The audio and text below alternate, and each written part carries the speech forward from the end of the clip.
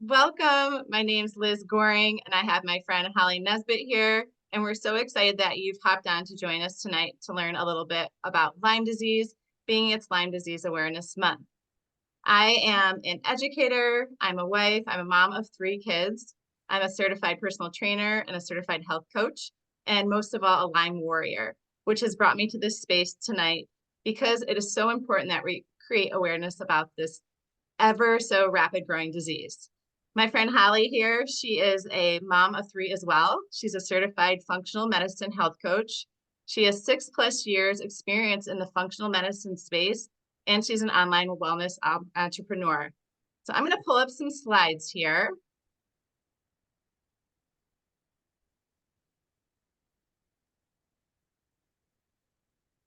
And again, we know that Lyme disease is prevalent in all 50 states, and it is up to us to create awareness. And we're here, and we can't wait to share with you some information regarding Lyme disease and why we've hopped on to do this tonight.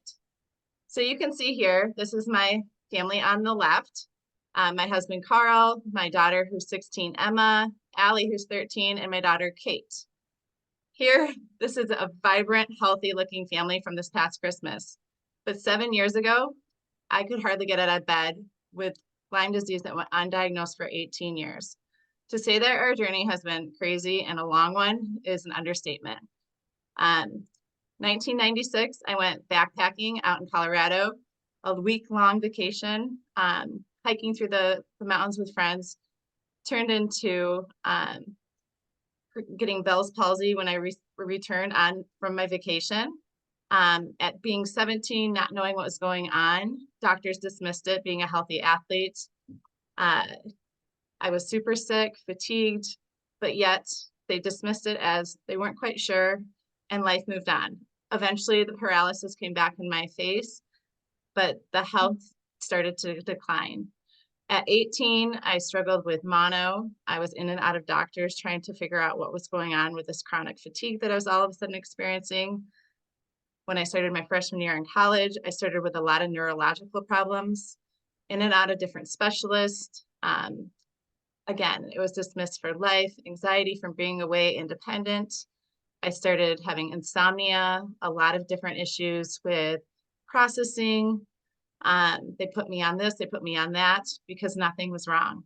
This might be sounding a little bit familiar if you've hopped on and you're struggling with Lyme or know someone that's struggling with Lyme. And I'm trying to give you the Reader's Digest version of my story, but I can give you about this much. I'm sure that a lot of you can resonate with that.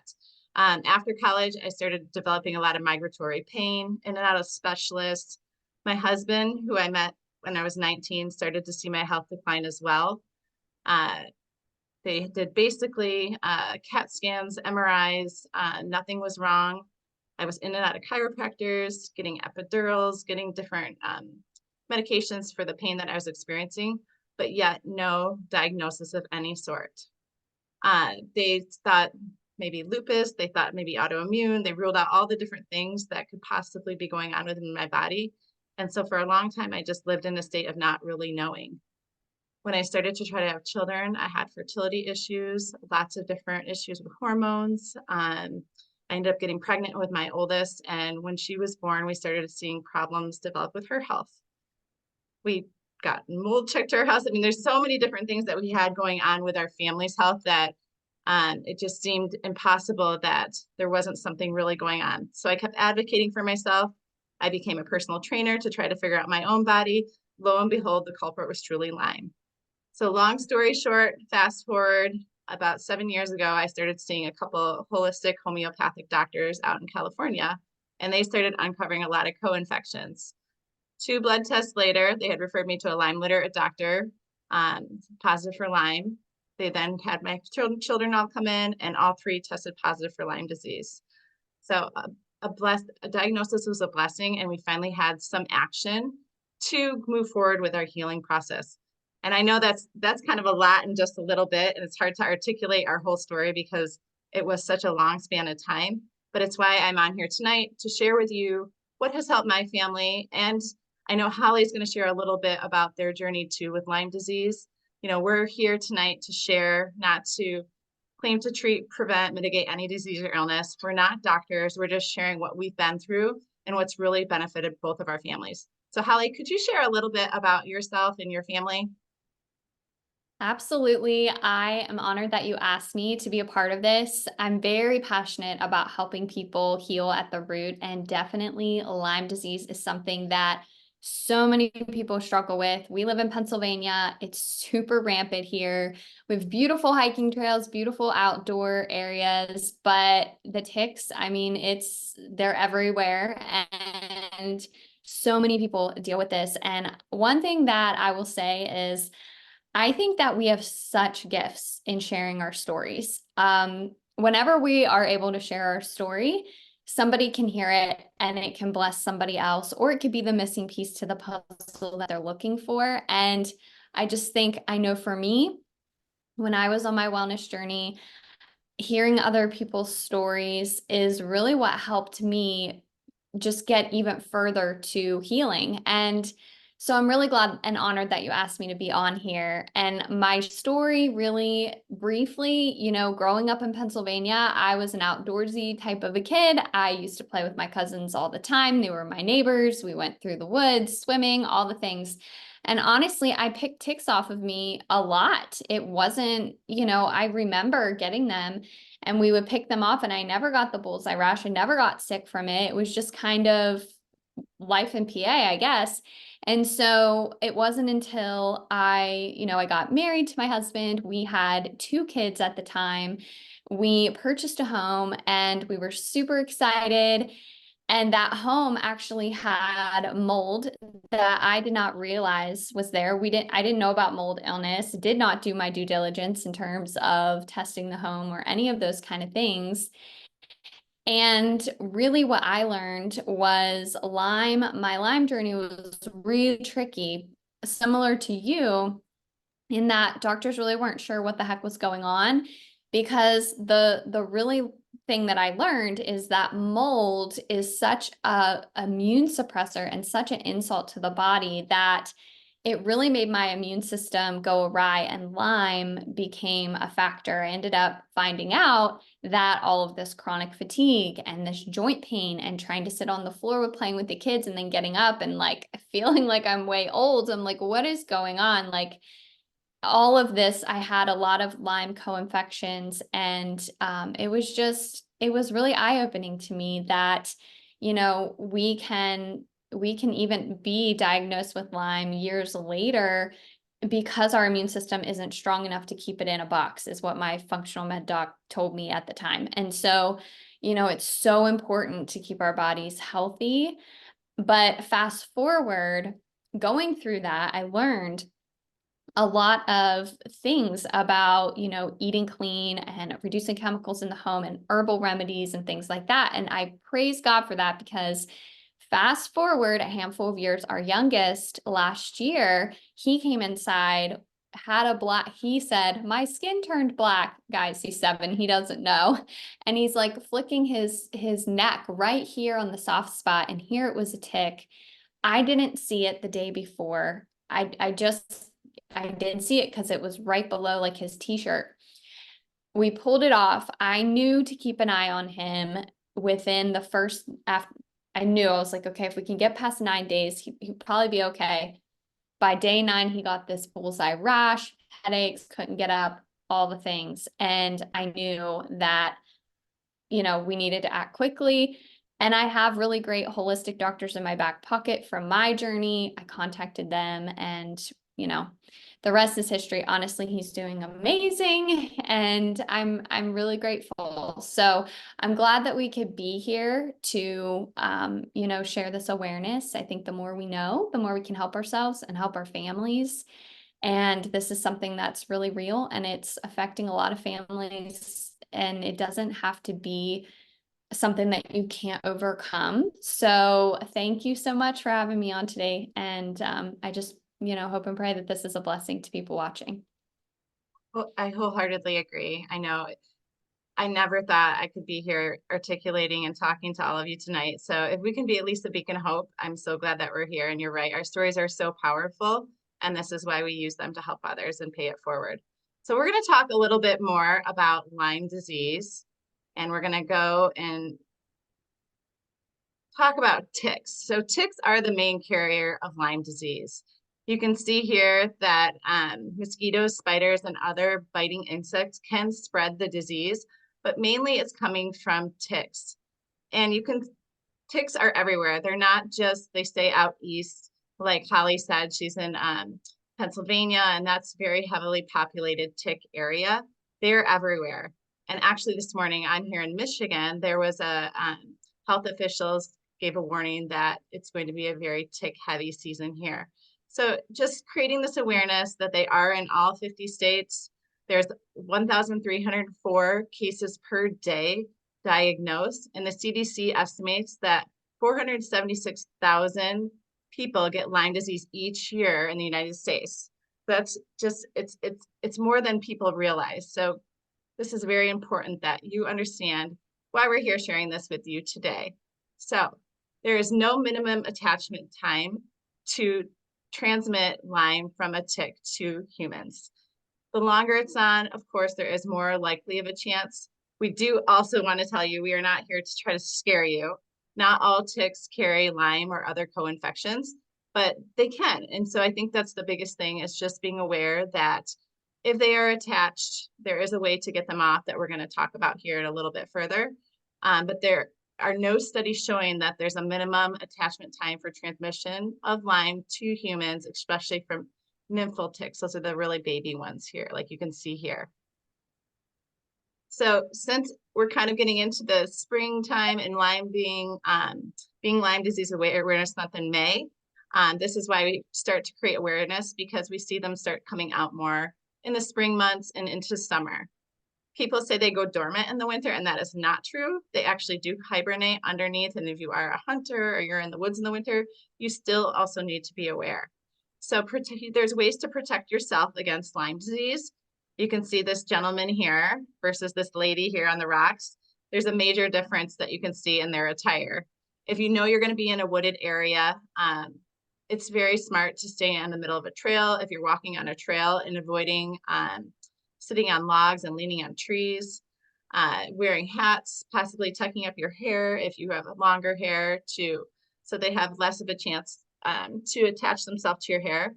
They really like to kind of find the warmer spots behind your ears, in your groin area, behind your knees and your elbows. That's kind of where they thrive and they will go towards. So super important that you wear long sleeve shirts, even socks pulled up if you're in a wooded area. Wearing shoes is important. Basic things that you know that you can cover your body, and they have less of a chance to finding your skin to attach themselves. Wearing lighter color clothing is also a great way to be able to spot them. They're dark. I have actually a lighter dog who has brought in a couple of ticks. We live next to a wooded lot, and they have brought ticks into our home, and they're definitely much easier to spot on her versus our darker dog, for obvious reasons. So do a tick check once you come in. If you've been in a wooded area, quick swipe of the ankles, kind of the wrist, anywhere that you know has been exposed. That's always a good way. And even if you have like kind of that icky, creepy feeling, stick your stuff in the dryer and heat it up. Ticks do not like really high temperatures. So that's a good way to, if you have any on, you feel like you might have any on your clothing, that will help kill them off as well. There are precautionary type measures you can take for your animals if you're worried about them bringing them into the house. So that's something that you could talk to your veterinarian about as well. So we have here at the bottom, you can see the different size of ticks on that person's finger. They can be as small as a poppy seed when they're in the nymphal stage, and they can get a little bit larger depending on the type of tick they are. They say the ones that carry more of the Lyme disease are the deer ticks. So that's something to be aware of as well. We're going to talk more about how to remove a tick on the next slide here, but you can see that there's different ways to remove it properly, and making sure that you're getting the whole tick out of the infected area if you've been bitten.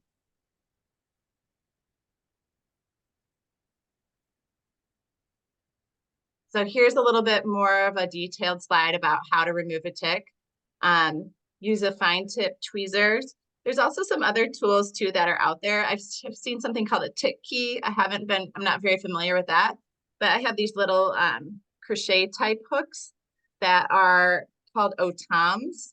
And they actually are a great way to be able to remove the tick as well. You insert it and twist, and it helps remove the tick really easily from the person's skin. So you want to make sure to use the fine tip tweezers, um, grasp the tick as close to the skin as possible, and pull with a steady, even pressure upward. You don't want to ever twist or jerk it because this could break off part of the tick into your skin, like the mouth part, and could release more of the pathogens if they're carrying any into your skin. So you never want to crush your tick with your fingers, and save the tick for testing in a small bottle or a plastic bag, because there's places that you can send away to get those ticks checked for any different pathogens. If you go online and search, there's an array of different companies that can actually indicate whether or not the tick might be carrying Lyme or any other co-infections. Making sure, obviously, to wash the spot if you've been bit, use some rubbing alcohol even to clean off that area, and make sure then is when the monitoring begins. Holly said her son did develop a rash, like a bullseye type rash. Fewer than 10% of Lyme disease patients will develop these distinct bullseye rashes. I never remember seeing a bullseye rash on myself, but I also didn't probably know what I was looking for being 17 and very unaware of even what Lyme disease was. So just being aware. You can see here, there's a couple different pictures with bullseye rashes, what they could appear like on the body. And typically you would see that within the first 9 days of being bitten. If you've been bitten, be aware. If you're noticing any Lyme symptoms, there's an array of Lyme symptoms, literally hundreds of Lyme symptoms that you could experience.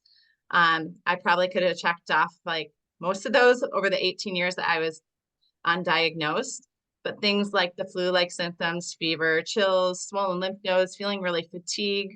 I struggled with a lot of the neurological issues when dealing with my active Lyme and 6 co-infections. So headaches, that brain fog. I had the Bell's palsy to begin with, insomnia, different cognitive impairments, processing. I mentioned I had transmitted Lyme to all 3 of my kids in utero, and my oldest really struggled with migraines. She missed 46 days in 2nd grade. My middle had a lot of like cognitive delays, a lot of different developmental milestones she wasn't meeting because of a lot of the cognitive impairment. My middle daughter is 13 now, and we've all been in a really good space up until this year. So for the past 7 years, I've really been focusing on building our immune systems and getting into a better space of health, but she did relapse this year. So again, we were seeing a decline last April with a lot of neurological stuff. She was dealing with all of a sudden her grades were going down. She was having really high anxiety. So all these things indicated to me that like I knew what we were dealing with and that her Lyme was probably active again, which it was. So just being aware of all these different things. There can be heart palpitations, like light or shortness of breath, chest pains, muscular skeletal issues. I dealt with a lot of chronic pain throughout the years. Arthritis type stuff, migratory pain. I mean, one day my neck was locked up, the next day it was in my leg. So a lot of mysterious, weird things can happen when you're dealing with Lyme. Digestive problems is a huge thing as well. My youngest actually really struggled with SIBO and parasites. She had kind of like that Ethiopian hard belly. Doctors could not figure out what was going on. It was Lyme and a couple different co-infections she was dealing with. So each person is different. I have been connected to so many people now in the Lyme community, and not one of us have the exact same symptoms. A lot of these are the ones that are common, but some may have only a few of these symptoms, while others might have almost all of them. So Lyme disease mimics and is often misdiagnosed. I was diagnosed with fibromyalgia throughout the years. I had kind of been labeled with that chronic fatigue syndrome. At one point, they thought maybe I was dealing with MS, but they ruled all that stuff out. So these are all just common misdiagnoses that people get when dealing with Lyme disease. So if you or someone you know might have gotten one of these diagnoses and aren't really feeling like it's a true root of what's going on, please don't rule out Lyme. It's something to be aware of and just to know that it does mimic and mirror lots of different diseases and illnesses. So Lyme disease testing is extremely unreliable. Often it's a clinical diagnosis. And for myself, I did have 2 blood tests, the ELISA and the Western blot. The ELISA came back positive and the Western blot was indifferent, meaning I had some bands that were recognized, but because I had so many different things going on, it was more of a clinical diagnosis. And my kids did test positive on both of their tests. But the blood testing is really unreliable for lots of different reasons. So just make sure that you are factoring in all the things that you're dealing with when, even if you've gotten your blood test back and it's negative, sometimes it is a clinical diagnosis. And why might this be? Because there may not have been time for antibodies to develop. So if you have just gotten bitten, usually within the first 6 weeks of someone being bitten, it's called acute Lyme. And if you go to a doctor or practitioner that you trust, they can, antibiotics is a good way to help get these pathogens and really tackle it. But it's gone longer than 6 weeks, it becomes chronic Lyme, and that's when it is harder to diagnose. Sometimes your immune system stops recognizing the Lyme as a foreign invader. So this is a reason why your immune system is obviously suppressed, or the person that may be infected with a strain the test doesn't measure. So just being aware that testing is not really reliable. So we talked about a little how ticks can carry other pathogens, other co-infections. When I was dealing with my Lyme, I had 6 different co-infections. So Mycoplasma, Bartonella, Babesia, Rocky Mountain spotted fever, Epstein-Barr virus, and Ehrlichia. So these are just some of the other common ones. I know this chart is kind of small and hard to read, so if you want to take a screenshot of it, you can, or if you just search up for Lyme disease and co-infections, I'm sure you'll come up with a list of different things if you're suspicious. So Lyme disease and treatment and strategies. This is why I'm here, and I know Holly is as well, because there is just not one protocol, one way to treat Lyme, and it's so frustrating that there isn't. And so a lot of health providers do not even cover with insurance. So it becomes a very costly disease. Even through all the years that I went undiagnosed, 52 doctors, in and out of specialists, many of them did not take insurance. It adds up. So there's everything under the sun to deal with Lyme. These are just some of the things that we wanted to share, and different treatments that we know that our families and other people have tried. Herbal remedies, the pharmaceuticals is an option for some people, antimicrobials, high quality probiotics. Gut health is so important when combating this disease and any disease. We know how important gut health is. Anti-inflammatories, immune boosting therapies, biofilm busting therapies, diet changes, reduction of the toxic load, cellular repair, infrared saunas, pain management, IV treatment, and glutathione boosters. Those are just the few things that I know myself that we've tried for our family. A lot of reducing our toxic load. Like Holly said, she started learning about what she needed to do to help their family heal, or help our family heal. And it was very overwhelming, but turning over to cleaner products, like cleaning products, beauty care, skin care, hair care. I knew that we needed to reduce the toxic load so that we could get rid of this inflammation in our body and heal. So 5 years ago, when I was going through already 2 years of healing and treatment, or different treatments and protocols with my practitioner, I was introduced to this concept of cellular activation, which was very intriguing. And being one that had dug into the research and was super skeptic because I had tried everything, I was a little bit wary, but the science really stood out to me. Holly's going to share a little bit more about what cellular activation is and the premises behind reducing oxidative stress in our body. And oxidative stress is everything that's linked to inflammation. And we know when you're dealing with Lyme disease, co-infection, other diseases and illnesses, it's inflammation that you really want to combat. So this is what kind of drew me into cellular activation, especially since it helps with some producing antioxidants that she's going to talk about right now. So Holly, I'm going to turn it over to you, and you're going to explain a little bit about oxidative stress. Okay, are you also going to change the screens, or am I doing that? Sorry. If you can, go for it. If you can't, I will. Okay. Okay. I don't think I can over here, but Okay. so let's talk about oxidative stress. I love the previous slide with like the saunas, the IV therapy, the antimicrobials, like the herbals, all those things. Guys, I was doing all of those things when I learned what oxidative stress was and cellular inflammation. Oxidative stress is happening at a cellular level. And the very easiest way to explain this is basically take an apple and cut it in half, and you're going to see that if you leave it on the counter for a handful of hours, it's going to start to brown. And that's literally what's happening to your cells. They are oxidizing when this oxidative stress is happening. And so basically what this is at the root of cell death and cellular damage. It's part of the aging process. And we speed this up when we have toxins in our environment, when we have issues like Lyme. Lyme really drives inflammation, oxidative stress. And you can see on the right, what is really mind-blowing to me when I learned about this is how many things have oxidative stress linked to them. And I was like, whoa, wait a minute. Let me just I need to research this. And I went to a website called PubMed and I started researching. And maybe we'll get to that slide next. But basically, it's at the root of all of these issues. And sorry, Liz. And basically it's just really crazy because I think it's easy to think, okay, I have a headache. It's just my head. Like, what's wrong with my head? But like what you eat can cause a headache, and our cells play a role in our body's all connected. It's not so compartmentalized.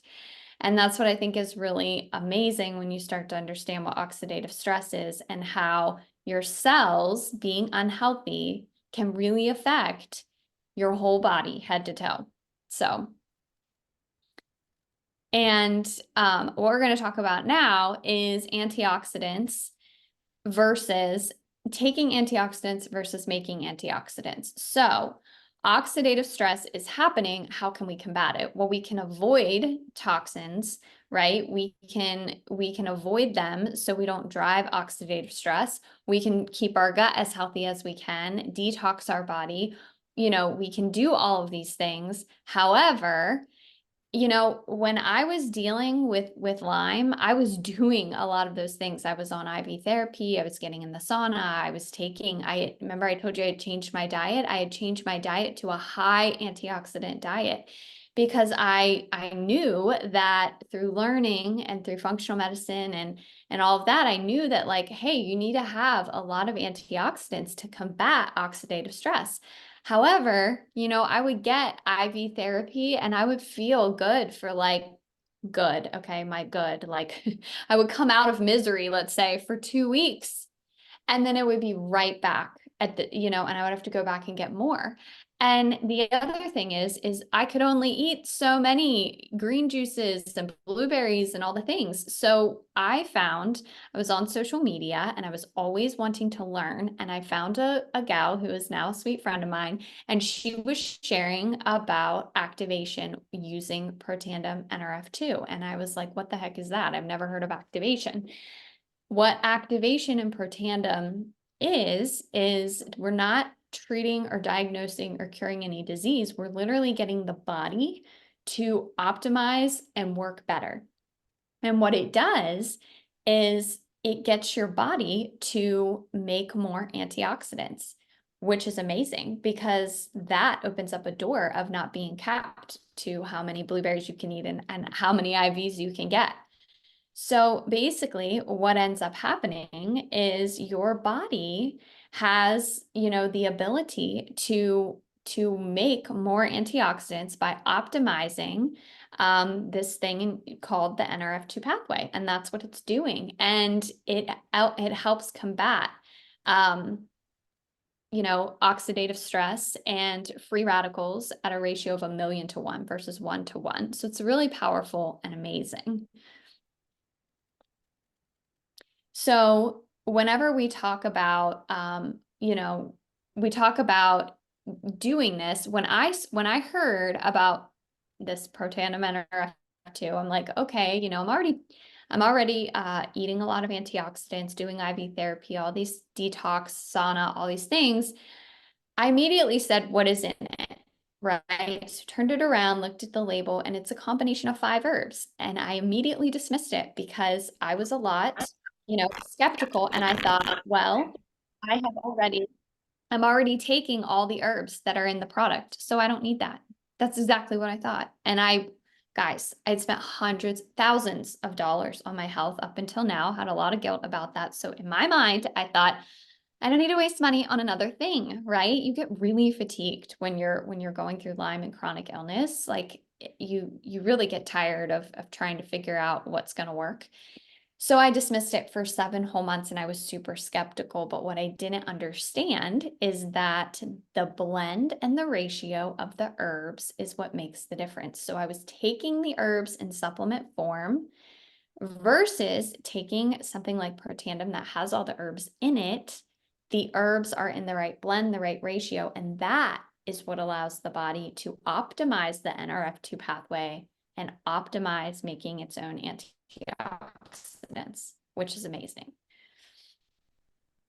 So this is what I wanted to share, what I was kind of touching on earlier. I was skeptical. So it's like, let me go and do some research. PubMed.gov, if you have not heard of that, that is the National Institute of Health database. It is where all medical research is published. Your doctor, medical professional relies on PubMed to do all sorts of research. I got on here and I learned that Protandim NRF2 had over 20 studies done on this product in relation to all sorts of diseases, kind of similar to the chart we were showing at the beginning of how oxidative stress is at the root of all of these things.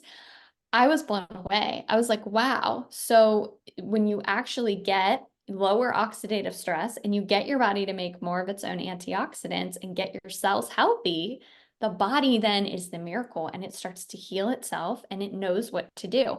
And when I first found out about this, I have to point out there was 160,000 studies showing that oxidative stress was at the root of all of these different diseases.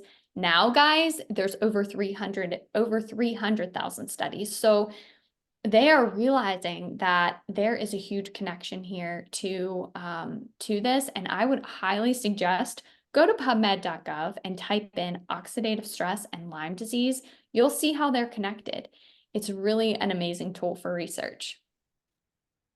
And so you can also see, like, kind of just to recap what I kind of said is that our cellular health, they are finding that the more healthy our cells are, the better we are, our bodies are going to be at being able to have stronger immune systems, heal and repair, and fight things off. And so it is so important. We have a couple things to pay attention to. In number one, we have oxidative stress of the cell, and that's where your cells are browning like the apple. They're kind of rotting.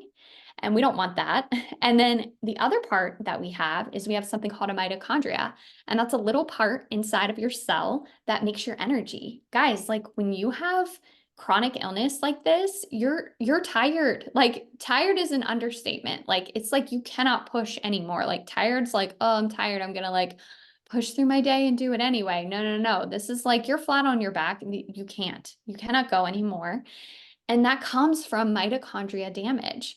And mitochondria inside of our cell is how our body makes energy. And so when we give our bodies something like activation to be able to then go and heal and repair its own mitochondria and reduce its own oxidative stress, it's very, very effective. And it's such a gift to be able to have this. And so, yeah, like pretty much the same thing again, but I want to say with reducing oxidative stress, there is a term called glutathione, and you guys, that is your master antioxidant. And if you're struggling with Lyme, your doctor you've maybe heard of this term, glutathione. And basically, it's your body's master antioxidant, and it uses this to clean up, remove toxins, heal and repair your cells. And so before I found activation, I was drinking this, I think it was $95 bottle of this liquid glutathione that tasted absolutely disgusting. And we were doing lab work, and my functional medicine doctor was checking my liver. He was checking my glutathione levels, and they wouldn't come up. And I said, "What is the deal? I'm drinking all of this glutathione. Why is it not coming up?" And he said, "Because you're so," in his mind, he said, "I think it's because you're so sick, your body's using it up before it can even like come up in lab work." And I'm like, okay, well, this is nuts. So when I brought him, he knew. He was so smart, such a wonderful physician. And he knew that glutathione was super important. He knew that it was important to detoxify the body. And I'm so grateful that I had, a practitioner, that a doctor that was able to look at the body and say, okay, we're not just gonna kill this Lyme. We're gonna also support detox in your liver and strengthen your immune system. And guys, that's so important because I see people who, that is the mentality. It's just like kill, kill, kill, kill, kill. And then they neglect bringing up that glutathione and supporting the liver and keeping your immune system strong. And they just get really, really sick. It's like, it's super, and I understand we do need to kill things off, but we also really need to support our cells and our liver and detoxing. It all goes together and really creates more success in healing. So whenever we talk about glutathione, the the major product in this vitality stack is protandim NRF2 that we talked about. That product alone increases glutathione by 300%, your own body's production, which is amazing. And so it's super foundational. The other thing this contains is protandim NRF1. And what protandim NRF1 does is it helps to heal and repair mitochondria. Gets your body to do that. Instead of you taking a supplement, it gets your body to upregulate that NRF1 pathway and your body to start healing and repairing its own mitochondria. Also, what is inside of this vitality stack is a wonderful probiotic, which is so important for our gut health and our immune health, and as well as a really good omega. We have to have good omegas to support detoxification in the body. That's huge. So these all go together. And maybe Liz, you can share your experience with using this. I think this is probably your favorite. Yeah, this is exactly when I was first introduced to this, I knew that this covered four pillars of health. So like Holly mentioned, I knew I needed the gut health, which are probiotic, and it has special technologies that deposits it in the right spots in your GI tract. So it's doing the work that it should. And a lot of probiotics out there can't get through the stomach acid to actually heal the gut lining. And this has, again, a special coating that helps to be able to get utilized better by the gut. The omegas is brain and heart health. And then what we've been talking about with NRF2, I knew reducing the oxidative stress was key, and the mitochondria support with NRF1. So this is what I started on primarily because I just wanted to cover all the foundations of health when dealing with Lyme and all the stuff that my body was dealing up with healing. And it was just such a blessing to be able to start off on. Yes, and then this is actually our liquid collagen and protandim NRF2 together. This is amazing for helping healing and repairing connective tissue, bones, joints, muscles, ligaments. And a lot of times those are really inflamed when we're going through Lyme. Like, this is such a blessing. We actually didn't have this whenever I first found Life. So I actually used the protandim NRF2, protandim NRF1, and a product called Axio, which helps reduce oxidative stress in the brain, which is wonderful for brain fog. Yes, here it is. And so, but I will say we are so blessed to now have this collagen because it is so foundational to be able to help all of the connective tissue, head to toe, and the gut health, gut lining. Our gut lining needs really good collagen. So it's really, really helpful. And one thing I will say, because I've had people ask me this so many times over the years of sharing this, is how did you take this? Like, did you take this with, things that you're already taking or what? And again, like, we're not doctors here. We're not replacing medical advice. We're not telling you what to do on your protocol. You have to decide that with your doctor and pray about it and decide what you want to do. But what I did was I simply added these in to the regimen that we were already on. And then my body really was able to improve over time. And what ended up happening is I didn't need as many supplements over time. So that was like my approach. And none of these, even with Ivan, with my son, so because I had had this Lyme journey ahead of time, and then I learned about oxidative stress, I was like, wow, okay, I wanted to be very proactive versus reactive with our family. And so I wanted everybody to be taking at minimum Protandim NRF2. And so Ivan had been taking that for years, a few years before he ever had his Lyme encounter. And I truly believe that, him being on a clean diet, we already had reduced toxins in our environment as much as possible, filtered our air, our water. And then he gets this insult with a tick. And then it just was able to help him recover faster and heal and repair faster. Because when your body already has low levels of oxidative stress, like, you're preventing so many other health issues to come down the line. So I'm really grateful for this, but I just thought I would share that tidbit too. And Axio is wonderful, so wonderful. Guys, I would go into a room and I'd be like, wait, what was I doing? Or I would go to write something down and I couldn't remember what I was about to write down. Like, it was getting kind of scary, like really scary when you feel like you're losing your mind. And Axio is a huge blessing to me in terms of brain fog, mental clarity, recallability. It was huge. Such a game changer. Holly, I have to add in too, this is a family favorite. Everyone loves it at our household. And actually I like cannot go a day without one or two of them even. But my middle, who I said struggled a lot with like the neuro issues and ADD type tendencies, ADHD, this has just been a huge game changer. So she fills up her water bottle before school, and you better believe if she forgets it for any reason, I have to bring it to school. That's how much she insists on benefits from it as well. So it is really good.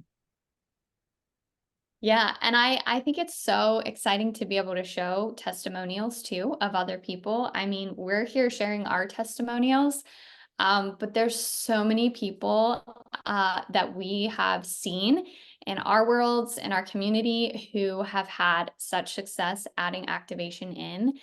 And it's such a blessing, guys. Like, what we have our hands on is very effective, very powerful.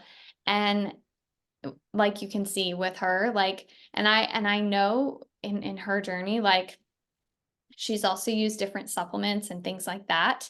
But really, like, similar to what happened to me, I was on all the herbs in the product. Like, why why take handfuls of pills and a lot more money when you can take, just a couple things and get your body to do the work and get better results? Like, it's just a no-brainer. So definitely, for sure.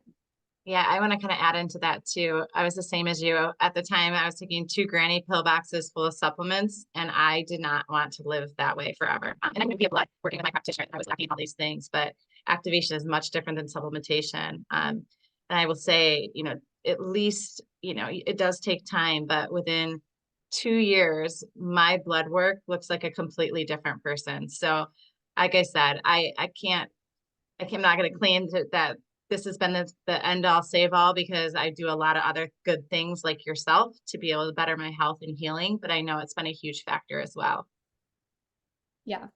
Yeah, definitely. And we can't leave this webinar without also sharing the fact that LifeVantage has an amazing business opportunity. For me, how I got involved in this business, I was using the products and I was starting to see amazing results. I was so excited that I started buying them for people and I started sharing them with people because I was like, everybody in the world needs to know about this. This is so amazing. And people can take their health back with this extra tool. I was already such a fan of using teas and oils and saunas and all of these natural healing modalities.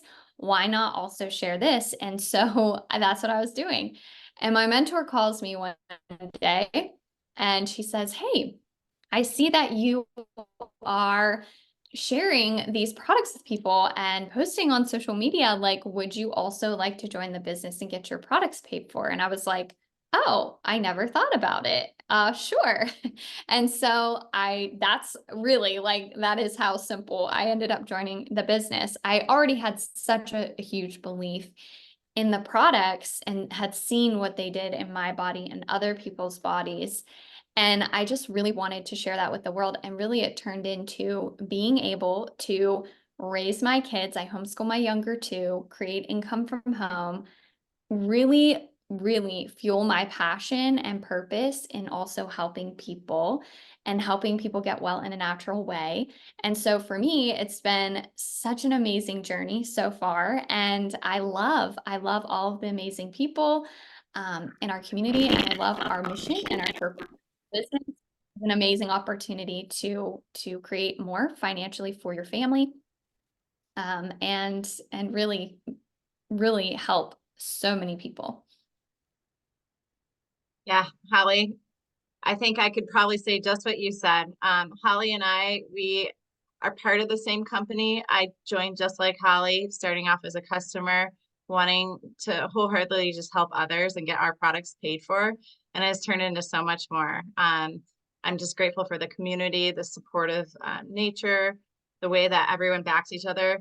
Holly and I aren't even on the same team. We're actually just cross line from each other. And to be able to collaborate and come on to truly pour value into sharing about Lyme disease and recovery and ways that we can create awareness together. That's just a testament of the type of people that we have joined forces with. And we know we want to thank you guys for joining us tonight. If you have questions, if you have other comments or anything, please reach out to the person who invited you to watch this.